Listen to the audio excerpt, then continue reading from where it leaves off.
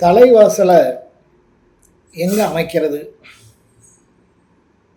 எந்த இடத்துல அமைக்கிறது என்பது தாங்க இப்போ பெரும்பாலானோருடைய பிரச்சனை.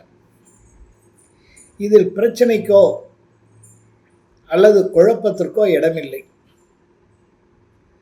வடக்கும் கிழக்கும் சந்திக்கின்ற அந்த பகுதி, முனை, ஆங்கிலத்திலே கார்னர், அந்த இடத்துல தலைவாயில் அமைக்கக்கூடாது. கிழக்கும் தெற்கும் சந்திக்கின்ற அந்த பகுதி, முனை, கார்னர், அக்னி, அங்கே தலைவாயில் வைக்கக்கூடாது. தெற்கும் மேற்கும் சந்திக்கின்ற இடம், கார்னர், முனை, அது நைதிருதி பாகம், அங்கே தலைவாயில் வைக்கக்கூடாது.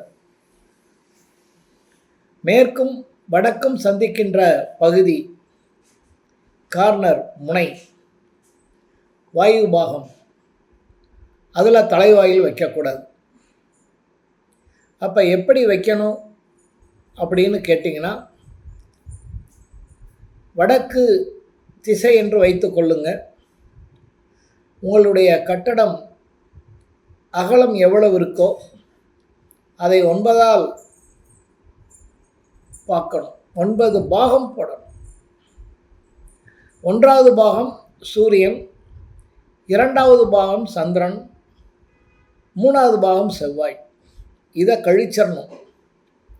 புதன், வியாழன், வெள்ளியில் வைக்கணும். அதற்கடுத்து 7 சனி, 8 ராகு, 9 கேது. இந்த பாவங்களில் தலைவாயில் வைக்கக்கூடாது. இப்படித்தான் 4 பாகங்களையும் நீங்கள் பார்க்கணும்.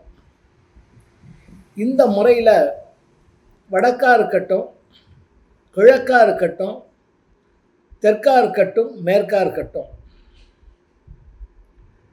புதன், வியாழன், வெள்ளியில் வைங்க.